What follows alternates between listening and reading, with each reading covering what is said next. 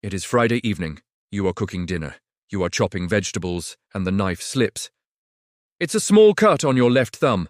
You rinse it under the tap, wrap a Band-Aid around it, and finish making the salad. You don't think about it again. 3 days later, your thumb is throbbing. It is red, swollen, and hot to the touch. You notice a red streak running up your forearm. You feel feverish. You decide to go to the urgent care just to be safe. The doctor looks at it. She prescribes amoxicillin, a standard antibiotic. You go home, take the pills, and go to bed. 2 days later, you wake up shivering violently. The red streak has reached your armpit. Your thumb is turning black. You are rushed to the emergency room. The doctors hook you up to an IV with vancomycin, the drug of last resort. The strongest weapon humanity has against bacteria. It does nothing. The bacteria in your blood are eating you alive, and there is absolutely nothing modern medicine can do to stop it. You are going to die from a kitchen accident. Welcome to the Post-Antibiotic Era. To understand how we get here, you have to understand the war we have been fighting for 80 years. Before 1928, the average life expectancy was 47 years. If you got pneumonia, you died. If you got a deep scratch while gardening, you died. Childbirth was a coin flip for survival. Then we found penicillin. It was a miracle. We doubled our lifespan. We conquered nature. But we got arrogant. We started using antibiotics for everything, for viral colds, for acne, and mostly to fatten up livestock. Bacteria are not just germs. They are evolutionary machines. They adapt. Every time we use an antibiotic, we teach the bacteria how to survive it. And now, the bacteria have learned all our tricks. In this simulation, we are analyzing a plasmid transfer event. This is where a super-resistant gene jumps between bacterial species globally. In an instant, staph, E. coli, and tuberculosis become invincible. Let's enter the simulation through the eyes of Dr. Sarah Miller. She is a chief trauma surgeon at a Level 1 trauma center in Los Angeles. It is day 1 of the crisis. Sarah is scrubbing in for a routine appendectomy. This is one of the most common surgeries in the world. Usually it takes 45 minutes. The patient goes home the next day, but today the hospital protocol has changed. Sarah looks at her hands. She scrubs them for 10 minutes until the skin is raw. She knows that if a single microscopic bacterium enters the patient's abdominal cavity during the surgery, the patient is dead.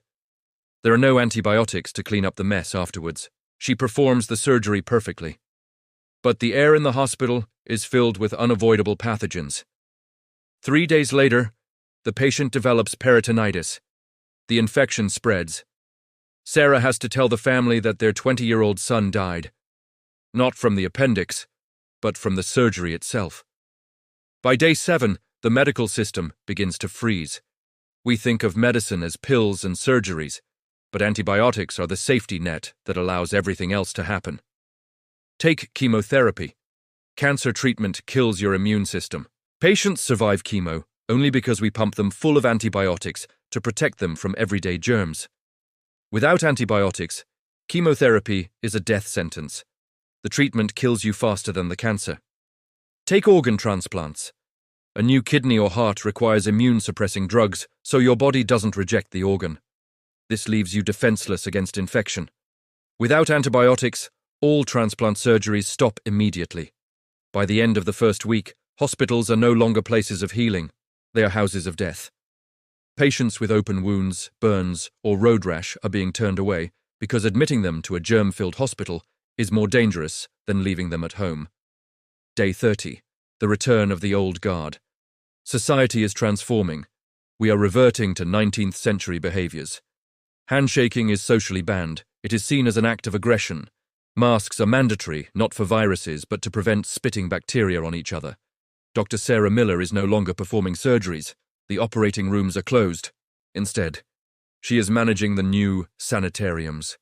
We are dusting off old playbooks. Isolation is the only cure. If you catch tuberculosis, which is now totally drug-resistant, you are taken from your family and placed in a quarantine facility on the edge of the city. You stay there until you either recover by luck or you die. There is no medicine, just fresh air and sunlight. The mortality rate for simple pneumonia jumps back to 30%. The mortality rate for C-sections is 10%. Giving birth becomes the most dangerous thing a woman can do again. Families start having fewer children because the risk of maternal death is too high. But the twist in this simulation is not in the hospitals. It is in the grocery store. This is the consequence nobody talks about. 70% of all antibiotics produced in the United States are not sold to humans. They are sold to farms.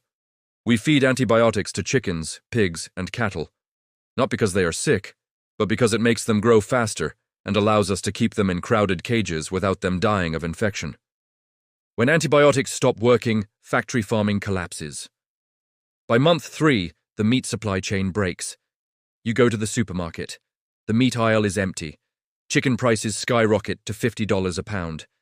The only meat available is free-range, organic, and incredibly expensive, because those are the only animals that survived without the chemical shield. We face a global protein shortage. The price of beans, lentils, and soy triples.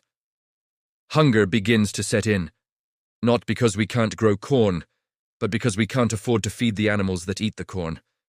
Month 6, the era of caution. You are living a different life. You don't play contact sports. A broken leg with the bone poking through the skin, a compound fracture, used to be a cast and 6 weeks on crutches. Now it is an amputation. Doctors don't try to save the leg anymore. If the bone is exposed to the air, the risk of gangrene is 100%. To save your life, they cut the limb off immediately, cauterizing the wound with heat like a Civil War field medic. Playgrounds are empty. Parents are terrified of their children scraping a knee. A scraped knee can mean a staph infection that eats the flesh down to the bone. We become a society of extreme introverts, terrified of the physical world. The population begins to drop, not from a bomb, but from the attrition of the ordinary. Old people die from urinary tract infections. Young people die from strep throat. The fragile are culled from the herd. Year 1. The new dark age. Dr. Miller is tired. She has watched more people die in the last year than in her entire 20-year career. She is treating patients with silver, honey, and phage therapy using viruses to attack bacteria. It's experimental, slow, and hard to scale. The global life expectancy has crashed from 78 years to 50 years. We have lost a century of progress in 12 months. But the psychological toll is the heaviest. We grew up believing that science would always save us. If we broke, the doctor would fix us. That belief is gone. We realize now that we were just tourists in the golden age of health. A temporary blip in history where we momentarily outsmarted nature. Nature has caught up. The scary part of this simulation is that it is not fiction. The World Health Organization has already declared antimicrobial resistance as one of the top 10 global public health threats facing humanity.